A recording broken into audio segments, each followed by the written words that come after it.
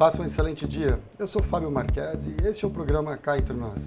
Venha comigo pelos próximos 30 minutos e sair reflexões que nos aproximem ao ideal humano através da expansão de consciência em prol do coletivo.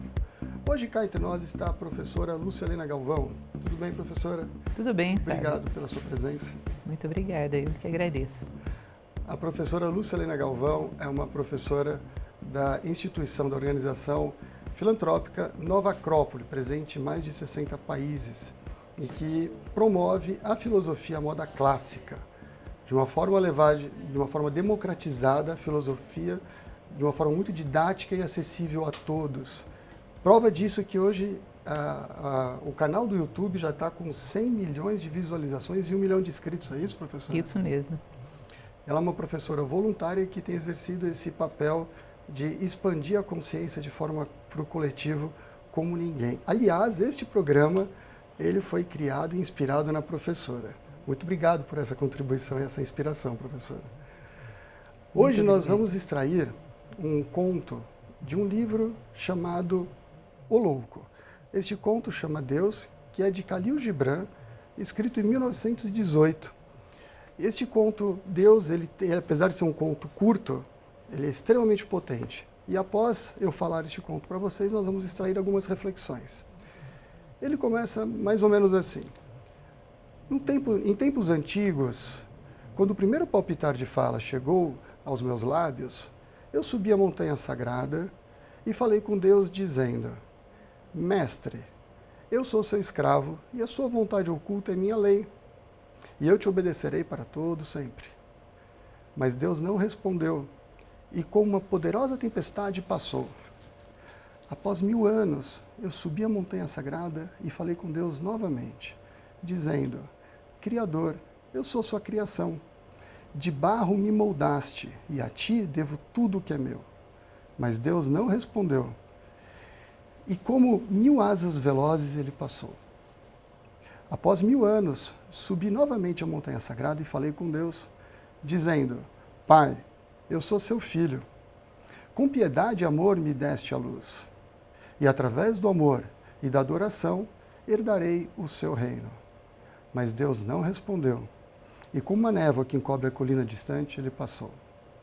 Após 1000 anos, eu subi a montanha sagrada e falei novamente com Deus, dizendo: Meu Deus, minha meta, meu cumprimento. Eu sou teu ontem e tu és o meu amanhã. Eu sou a tua raiz na terra e tu és minha flor no céu. E juntos cresceremos diante da face do sol. Deus então se inclinou e sussurrou nos meus ouvidos palavras de doçura. E assim como o mar que envolve um riacho, que retorna para ele, ele me envolveu. E quando eu desci para os vales e planícies, Deus também estava lá. De arrepiar, né, professora? Sim, com certeza, é um texto maravilhoso. A primeira mensagem deste conto que ele quer nos provocar. Essa é uma construção evolutiva do caminho do retorno ao uno feita pelo homem? Sim, eu poderia dizer que Khalil Gibran, esse foi o primeiro livro que ele escreveu em inglês, é um livro onde ele começa a colocar aquilo que é sua marca registrada, falar muito numa extensão muito pequena. 5 anos depois desse livro, ele vai escrever O Profeta, em 1923, que no próximo ano completará 100 anos, diga-se de passagem, onde ele leva essa sua capacidade aos seus extremos. Ele coloca uma quantidade muito grande de conteúdo numa superfície exígua. E aí ele vai falar da história do homem na sua relação com Deus, nesse pequeno texto, que dá meia página de texto. Ele vai descrever desde o início, quando o homem começa a se sensibilizar para a existência do divino, até o momento em que se funde com ele. Gibran é muito especial nisso. E ele é capaz de sugerir isso com imagens belas, poéticas, mas de tal maneira que nas entrelinhas ele quer dizer muita coisa.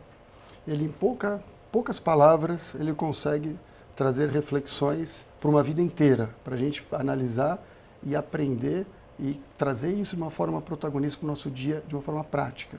E disse que isso era a marca registrada dos grandes conhecedores, dos grandes filósofos, dos grandes sábios do passado. Eles falavam pouco e queriam dizer muita coisa, que é o contrário do que a gente faz hoje, né? Que a gente fala muito e não quer dizer quase nada. Somos extensos e rasos. Eles em pouca superfície diziam muito. É comum que a gente tenha livros na filosofia oriental e ocidental que, às vezes, numa frasezinha exígua, num texto pequeno, falam de um universo de conteúdos que estão nas entrelinhas, para aquele que é o bom entendedor, para aquele que se debruça sobre esse texto, poder entender um pouco melhor a respeito do texto e de si mesmo. E sempre está falando de nós, da nossa vida interior, da experiência da saga humana na busca de si mesmo, na busca do seu lugar no universo. E essa busca uno, essa busca do retorno, é uma busca para o centro, é um centro, porque no final, na última viagem em busca da montanha sagrada, que vai subindo para ele encontrar Deus, ou conversar com Deus ou entender, ele tem uma busca concêntrica, buscando algo relacionado a um ponto específico que em torno dele nós devemos orbitar para poder encontrar o nosso caminho, algo nesse sentido? É como se a gente imaginasse uma pirâmide. Ele busca o ápice da pirâmide, aquilo que é chamado de piramidon, aquela ponta mais elevada lá em cima. E para isso ele vai cada vez mais girando por essa pirâmide, ou por esse cone também pode ser, girando e se aproximando. Ele vai sempre procurando aquilo que ele tem de mais elevado, ou seja, subindo a colina sagrada, elevando a sua consciência ao mais elevado que ele pode chegar, e daí vivendo uma experiência com Deus, que ainda é considerada insuficiente. Então, depois de uma longa trajetória, que é descrita no texto como milhares de anos, né? Depois de uma longa trajetória, ele volta ali e expressa novamente como está a sua visão de Deus. Então, entre uma passagem e outra, você vai vendo o ser humano progredindo, a sua consciência se alargando, se ascendendo cada vez mais próximo do ápice dessa pirâmide, desse ponto de onde tudo irradiou e para o qual tudo volta. E no primeiro momento, há um distanciamento, a interpretação de que Deus está lá e nós estamos aqui. É interessante a gente vou pegar aqui a minha colinha do texto, só para a gente seguir literalmente o que ele diz, pedacinho por pedacinho dessa primeira parte, que eu acho muito interessante.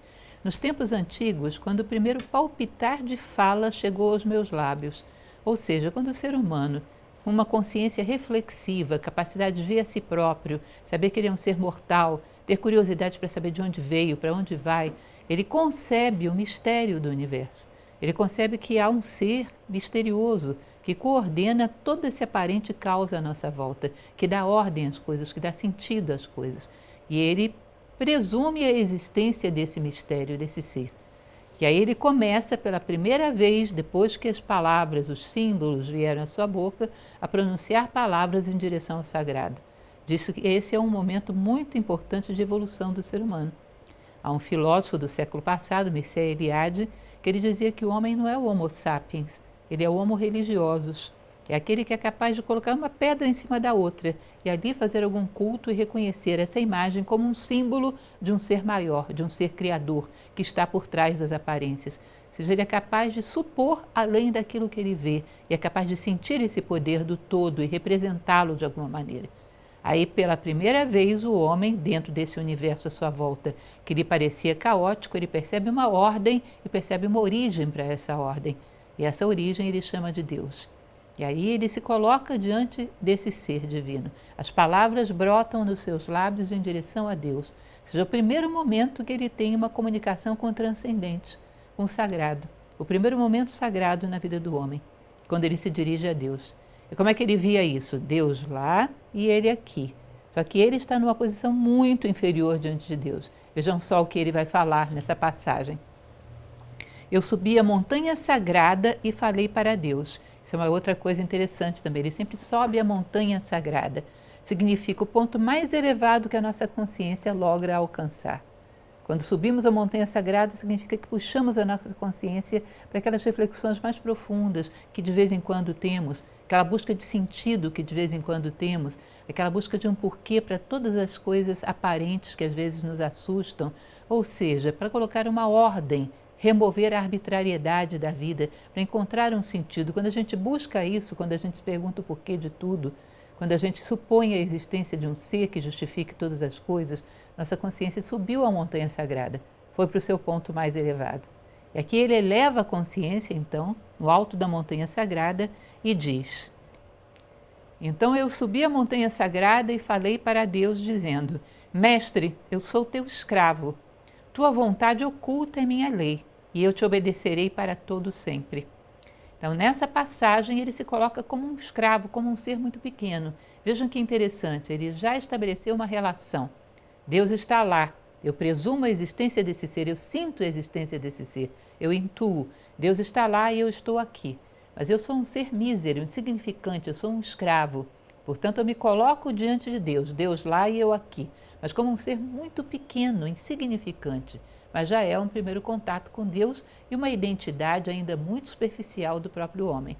E aí o que vai acontecer? Mas Deus não respondeu e, como uma poderosa tempestade, passou. Ou seja, a primeira coisa que acontece é como se Deus dissesse: olha, terá que haver muita tempestade, muito barulho, muitas circunstâncias duras na sua vida para que você chegue a enxergar melhor a si próprio. Você ainda tem muito que caminhar. Tá? Então Deus, com essa mensagem da tempestade, anunciando muitas dificuldades que ele ainda terá que ultrapassar para ver a si próprio com mais nitidez, Deus se vai. Até que se passam milhares de anos, né? E aí vem a segunda parte.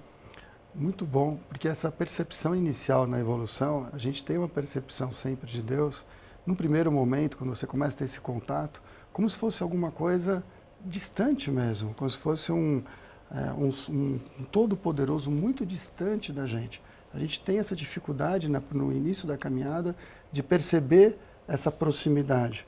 Então, mas não deixa de ser uma primeira percepção, deixa um primeiro despertar, uma primeira fonte de busca legítima. Então, essa perspicácia de Khalil Gibran em identificar isso nesse início da jornada, ela é muito salutar para os nossos, pelo menos para nos propulsionar na busca de algo maior, sabendo que nós temos que achar um centro e o retorno ao uno. Ainda que seja o caminho, ainda que muitas tempestades virão, a gente tem que passar por esses desafios. A gente vai fazer um intervalo rapidamente de 2 minutos e já retornamos, tá bom? Daqui 2 minutos voltamos com a continuidade desse bate-papo maravilhoso com a professora da Nova Acrópole, Lúcia Helena Galvão. Até já!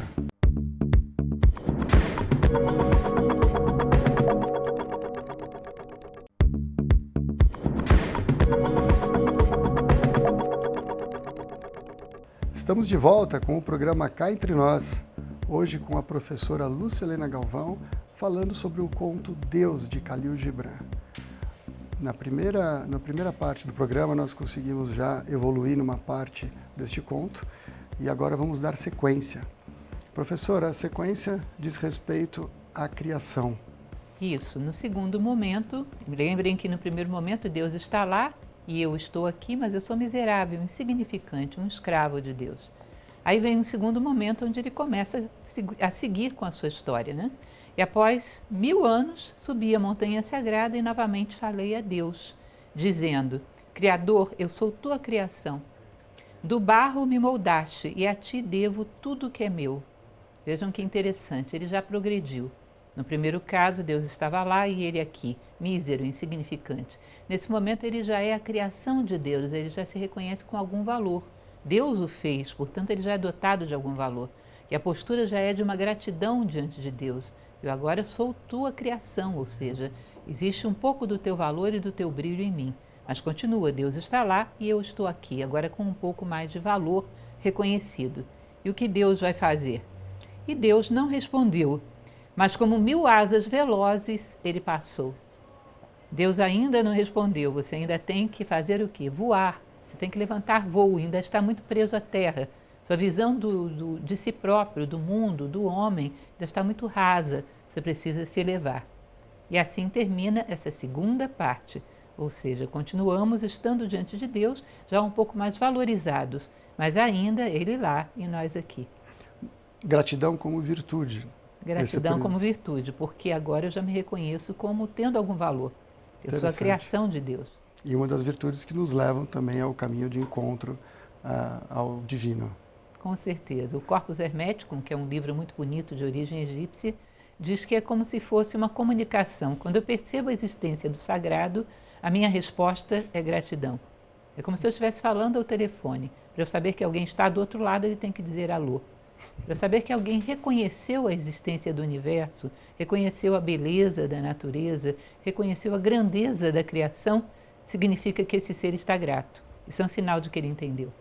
Ótimo. Então agora segue para a próxima escada no jogo evolutivo, para ele ir para o próximo degrau da aproximação do ápice da pirâmide ao encontro de Deus, que é a parte de pai, ele se identificando como filho, é isso? Isso mesmo. Depois de 1000 anos, ele continua. Ou seja, 1000 anos está representando aí um tempo enorme, de muito amadurecimento, de muitas provas, de muitas experiências. O que o homem faz? Eleva a sua consciência de novo, sobe a montanha sagrada.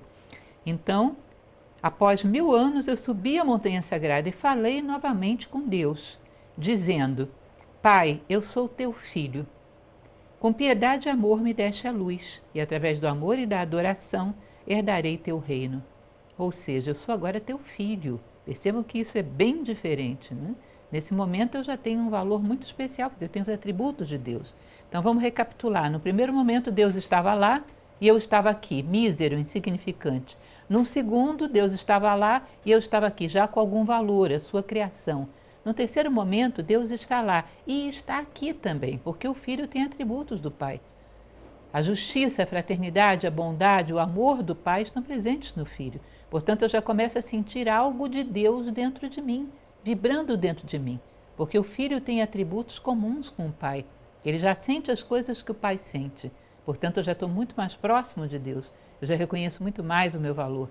Mas ainda há o que caminhar. E aí Deus vai chegar para ele e vai dizer: Deus não respondeu, e como a névoa que encobre as colinas distantes, ele passou. É como se ele dissesse: olha, o ápice das colinas distantes ainda está encoberto. Ou seja, você está bem, você levantou voo, está vendo muito mais, mas ainda existe o ápice das colinas que você não está vendo. O máximo, a visão suprema, você ainda não chegou. Ou seja, continua caminhando. E aí fomos para a última parte. Podemos? Podemos? Pode seguir, Claro. professora. Então, depois de 1000 anos, o que acontece? Novamente o homem sobe a montanha sagrada. Depois de 1000 anos, eu subi a montanha sagrada e novamente falei para Deus, dizendo, e agora a história já é bem diferente, né? Falei para Deus dizendo: meu Deus, minha meta e meu cumprimento, eu sou teu ontem e tu és meu amanhã. Eu sou tua raiz na terra e tu és minha flor no céu. E juntos crescemos diante da face do sol. Ou seja, aí é uma mudança incrível, porque ele se reconhece como parte de Deus, como reflexo de Deus no mundo manifestado. Ele reconhece que ele e Deus são um só. Então recapitulem, Deus está lá, eu estou aqui, sou miserável. Deus está lá e eu estou aqui, eu já sou a criação de Deus. Deus está lá e aqui, porque eu sou o filho. Nesse momento já não existe mais nem lá nem aqui. Os dois se fundiram. Deus e homem são um só. O homem nada mais é do que um reflexo de Deus na manifestação. Ele reconhece a unidade, ele reconhece, depois de muito caminhar, que ele nunca deixou de ser uma célula de Deus. E agora ele compreende o corpo no qual ele se insere. E ele sabe que Deus e ele são um. Esse é o ápice de consciência que todos teremos que chegar. Saímos da unidade e um dia teremos que retornar a ela. Todos os seres evoluem caminhando para a unidade. Por isso que a evolução humana tem a ver com fraternidade, com solidariedade, com empatia, que é o reflexo da unidade no nosso nível evolutivo. Então chegamos tão perto da unidade que agora reconhecemos que nós e Deus somos um só. Não existe mais nem lá nem aqui. Nós nos fundimos num único ser. E aí sim, então Deus se inclinou sobre mim e nos meus ouvidos sussurrou palavras de doçura. E assim como o mar que envolve um riacho que corre para ele, ele me envolveu. Ou seja, assim como o mar envolve um riacho, o riacho entra as águas no mar e se torna mar. O homem, em determinado momento, entra no Espírito de Deus, na consciência de Deus e se torna Deus. Ele e Deus se tornam um só. Os dois se fundem num único ser. Ou seja, Deus me recebeu no seu seio como o mar recebe um rio no seu seio. E quando eu desci para os vales e as planícies, Deus também estava lá. Porque agora eu sou um representante de Deus na encruzilhada de tempo e de espaço. Onde Deus estiver, eu também estarei. Onde Deus estiver, eu o representarei no mundo. Eu estou no mundo, mas a minha vontade é a vontade de Deus. Aquilo que eu amo, é Deus quem ama através de mim. Eu realizo a lei divina através de mim. Eu sou um emissário. Eu e Deus somos um só. Isso é o ápice da evolução humana. É quando conquistamos a unidade. E nesse momento somos envolvidos por Deus, porque já sabemos, já vimos, logramos após uma longa caminhada ver o ápice das colinas e entendemos qual é o sentido maior de tudo isso. Lá onde as colinas tocam o céu, a gente chegou. e percebeu que nós e Deus somos uma única realidade. Que maravilha, que lindo. E com isso tira o véu aqui da heresia da separatividade. Com certeza. Essa visão, que é uma visão tibetana, né, de um livro chamado A Voz do Silêncio, diz que o maior de todos os males do mundo é a heresia da separatividade, que em bom português seria o nosso egoísmo.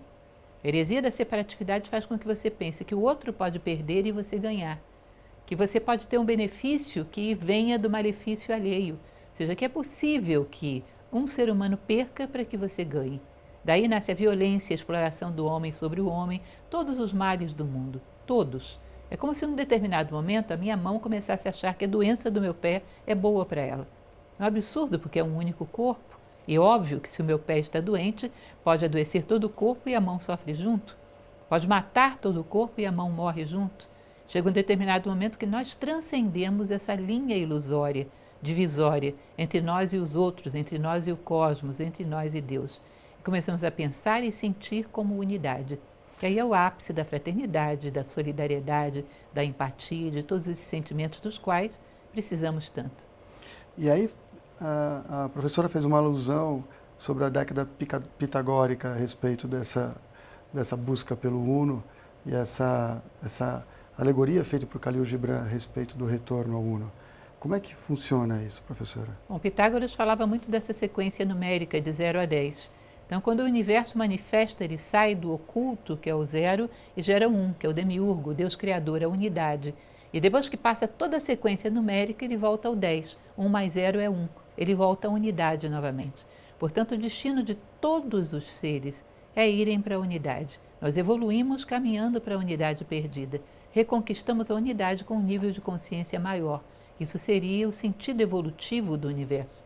Voltarmos à casa do Pai com os braços repletos de frutos, ou seja, com muito mais consciência, mas voltarmos à unidade.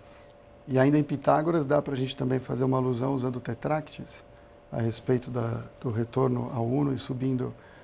A Tetrácteis eu não sei se dá para as pessoas visualizarem sem estar vendo. Ela é uma pirâmide com vários triângulozinhos dentro dela, que diz que à medida que você supera uma dualidade, alcança um ápice, você está mais próximo do ápice do triângulo como um todo. Aí vem uma nova polaridade, você alcança um novo ápice, você está mais próximo, até que você supera todas as polaridades, todas as dualidades do universo, chegando ao ápice da pirâmide. Ou seja, toda vez que estamos no meio de uma dualidade, ou seja, uma situação onde jogamos com bem e mal, certo e errado, estamos confusos com as dualidades do mundo, a solução é crescer, neutralizar, ir para um ponto mais elevado de consciência, subir a montanha sagrada. Claro que nesse nível, daqui a pouco ainda vai aparecer outra polaridade, você vai novamente ficar na dúvida, novamente vai ficar hesitando entre dois polos. A solução é crescer mais uma vez, é alcançar esse ápice, superar esse patamar de experiência e ir para um outro ápice de experiência. Até que de tanto superar as dualidades, você chega ao ápice definitivo, que é a unidade, que é o próprio Deus, onde não há mais polaridades. Isso é uma visão bastante interessante também da tradição pitagórica.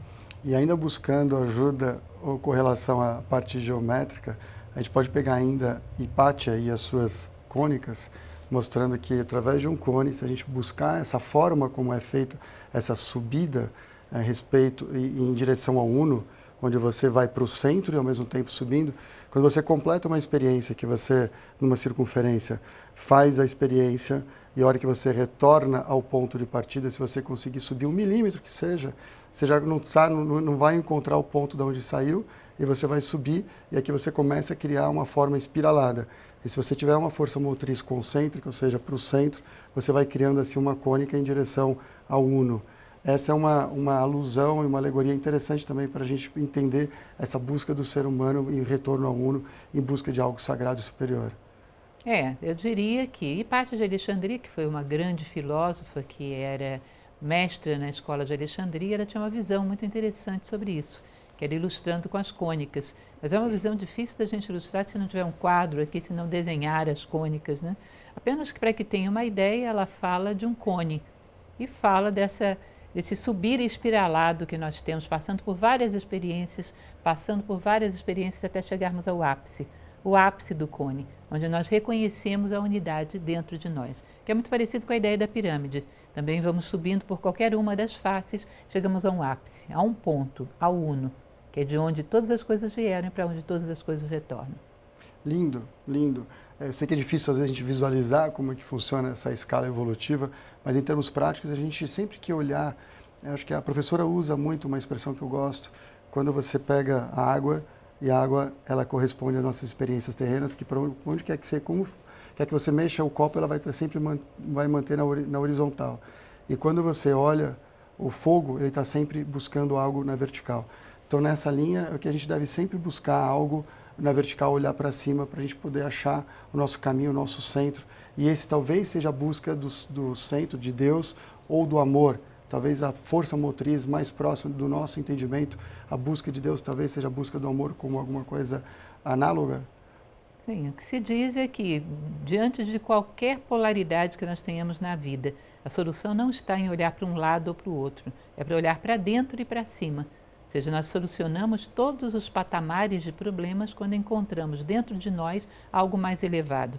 Quando eu deixo de desejar as coisas que estão em jogo nesse patamar, eu elevo a minha consciência para um outro patamar, onde essa experiência eu superei. A solução está sempre dentro e acima. Quando o homem começa a procurar maneiras de elevar a sua consciência cada vez mais próximo da sua verdadeira identidade. Quando crescemos como seres humanos, também nos aproximamos de Deus. E assim vamos cada vez mais superando as circunstâncias que tanto nos aprisionam. Se você fica olhando para a dualidade, ela fica te jogando de um lado para o outro. Olhar para dentro e para cima é sempre a saída de todos os problemas. E essa é a busca final, então, é nosso encontro como nosso ser humano que deveremos ocupar esse espaço, ocupar o nosso reino, o reino do ser humano, e assim a gente vai buscar um encontro com Deus, que talvez seja essa mensagem final que Khalil Gibran quis dizer no momento que a gente tira a separatividade. Ser um grande ser humano, ou seja, ser um ser humano, já é suficientemente um bom encontro com Deus em sua unidade. Com certeza. E esse texto de Gibran, que me impressiona, vejam só, ele é meia página. É um texto muito pequeno. E ao longo de 4 parágrafos ele desenvolve a caminhada do homem desde o primeiro momento que ele percebe a existência de Deus até o momento que se funde com ele. Uma trajetória muito pequena, ele mostra a caminhada evolutiva essencial do homem. No final das contas, o que você esteja fazendo, seja lá o que for, o que conta é o quanto você deu passos na direção de Deus. Que lindo, professora. Muito obrigado por essas reflexões, por trazer essa contribuição maravilhosa para todos que estão nos assistindo. Faço questão que volte quando a gente tiver uma outra oportunidade para a gente falar sobre algumas outras questões que ajudam o coletivo de uma forma mais abrangente. Muito obrigado por tudo que a senhora faz por todos nós. Muito obrigada.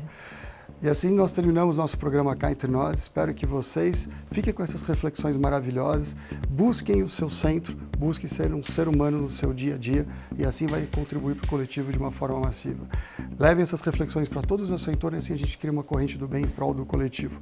Muito obrigado a todos aqui, o Pedro, o Péricles e o Lucas, toda a equipe da Band, a Tamires, e ficamos até o próximo Cá Entre Nós aqui na Band.